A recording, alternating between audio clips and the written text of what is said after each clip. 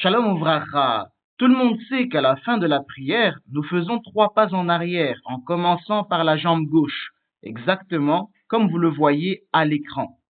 Mais d'où cela vient-il? Sur quoi repose cette pratique? C'est ce que nous allons voir ensemble brièvement tout de suite.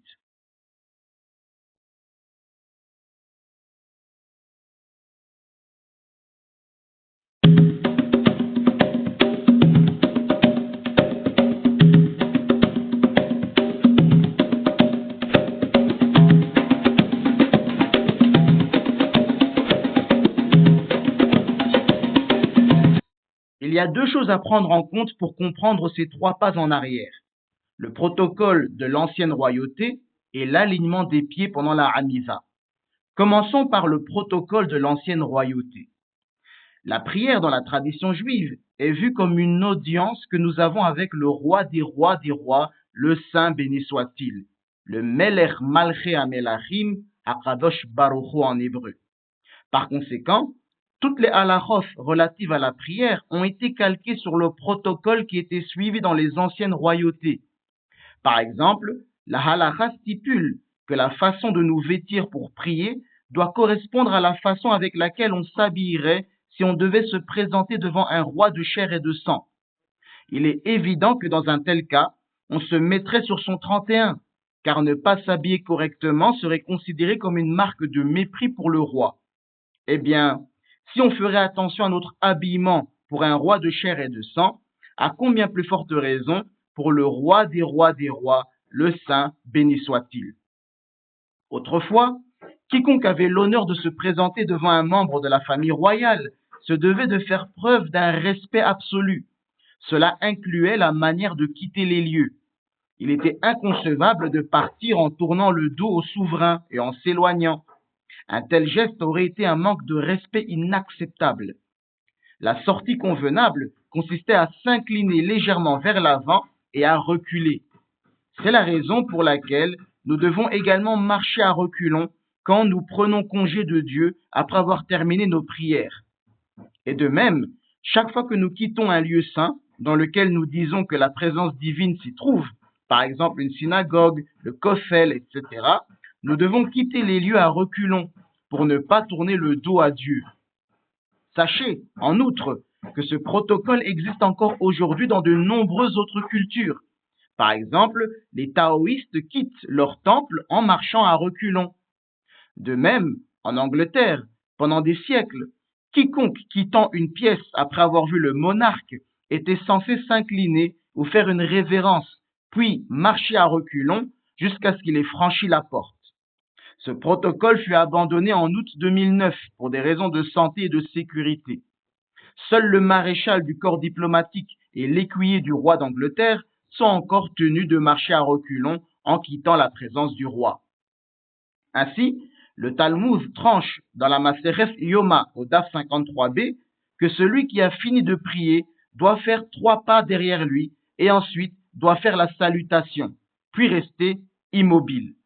Cela est suivi d'une baraïta qui déclare la même chose et ajoute que celui qui ne suit pas ce protocole de faire 3 pas en arrière et saluer, il aurait mieux valu pour lui de ne pas du tout prier, car c'est un affront et un manque de respect pour Dieu. Vous savez à présent pourquoi nous marchons à reculons à la fin de la prière. Mais cela ne nous explique pas pourquoi nous faisons de petits pas et nous arrangeons pour coller le gros orteil d'un pied au talon de l'autre pied. Pour comprendre cela, nous devons passer au deuxième point qui était l'alignement des pieds durant la Hamiza. Dans le Talmud, dans la Masereth Berachos au Daf 10b, il a enseigné, comme vous le voyez à l'écran, que celui qui prie doit aligner ses pieds afin de ressembler aux anges, qui sont décrits comme étant dotés d'une jambe droite. Nous joignons ainsi nos pieds comme pour donner l'impression de n'avoir qu'une seule jambe.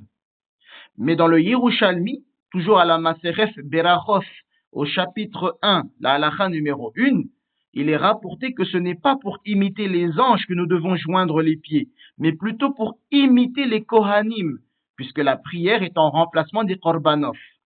Or, lorsque les Kohanim montaient la rampe menant au Mizbeach pour apporter les Korbanot, ils faisaient des petits pas avec le grand orteil d'un pied, ne s'étendant pas plus loin que le talon de l'autre pied. Cela pour que leur nudité ne puisse jamais être visible par quelqu'un qui les verrait monter la rampe. Et c'est également ainsi qu'ils redescendaient de la rampe. En souvenir de cela, nous faisons nous aussi ce genre de pas en reculant après avoir terminé la Hamiva. Il nous reste une dernière question à laquelle il faut répondre. Le Talmud dit seulement qu'il faut faire 3 pas en arrière, mais ne dit jamais par quel pied commencer à reculer. De même, lorsque le Rambam Zer Sadik Livracha rapporte cette halakha dans son Mishneh Torah, au Ilkos Tefila, le chapitre 5, la halakha numéro 11, qui est la halakha numéro 10 dans les éditions majoritaires, lui aussi se contente de dire qu'il faut faire 3 pas en arrière, sans préciser par quel pied commencer à reculer.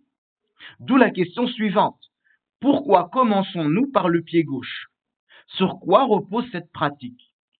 La réponse se trouve dans le Beth Yosef, au Siman 123, où Rabbi Yosef Karo Zer Sadik Livracha rapporte un midrash se trouvant dans le Soher Tov, qui, s'appuyant sur le verset Kal Asmosai Tomarna Avonai Micha Mocha, c'est-à-dire littéralement tous mes os diront Ô Hachem, qui est comme toi, dans le Télim chapitre 35, le verset numéro 10, eh bien le midrash Soher Tov explique que chaque partie du corps doit être utilisée pour louer Hachem Yif'ale, y compris le pied gauche à la fin de la Hamiva.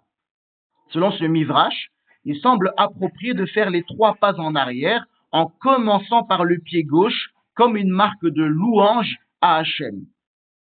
Le Beth Yosef et le Mishnah Berura, dans la partie Orahaim, le Siman 123, le Seif Katan numéro 14, expliquent que, normalement, lorsqu'on s'approche pour prier ou qu'on se met en route, on avance d'abord par le pied droit, et qu'à l'inverse, lorsqu'on quitte un lieu pour retourner chez soi, on s'en va par le pied gauche en premier.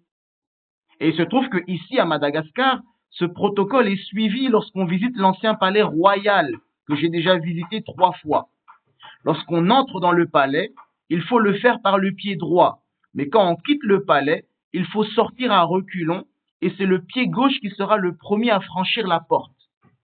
Et donc, nous disent le Beth Yosef et le Mishnah Berura, puisqu'on a avancé par le pied droit pour commencer la Hamiva, ce qui était donc la louange à Hachem par le pied droit, eh bien, lorsque on va prendre congé de Hachem Yif'ale à la fin de la Hamiva, ce mouvement par lequel nous allons quitter la présence divine doit donc se faire avec le pied gauche. Et ça sera donc la louange de Dieu avec le pied gauche.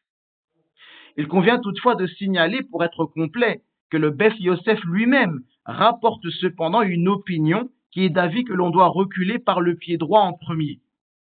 Mais quoi qu'il en soit, il tranche dans son Shulchan Aruch, la partie Orahaim, le Siman 123, le Seif numéro 3, qu'il faut reculer par le pied gauche en premier, chaque pas devant être suffisamment long pour que les orteils d'un pied soient alignés avec le talon de l'autre. Maintenant, vous savez tout sur ce sujet.